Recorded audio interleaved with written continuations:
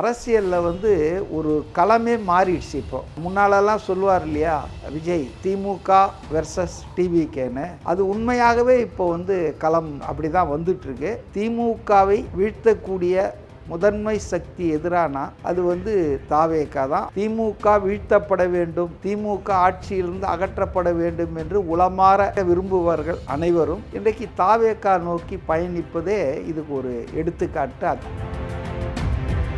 தமிழ்நாட்டில் நீண்ட காலமாக ஒரே தொகுதியில் தேர்ந்தெடுக்கப்பட்டவர் என்ற சாதனைக்கு சொந்தக்காரர் செங்கோட்டையன். ரெண்டாவது, செங்கோட்டையன் மேலே 1000 கருத்துக்கள் விமர்சனங்கள் வந்தாலும் மிக நீண்ட காலமாக அவர் போல அமைச்சராக இருந்த ஒருத்தர் மேலே இதுவரையில் ஊழல் புகாரோ வேறு குற்றச்சாட்டுகளோ எதிர்க்கட்சியினர் கூட வைக்க முடியல. நீங்கள் ஒரு விஷயத்தை புரிஞ்சுக்கணும்.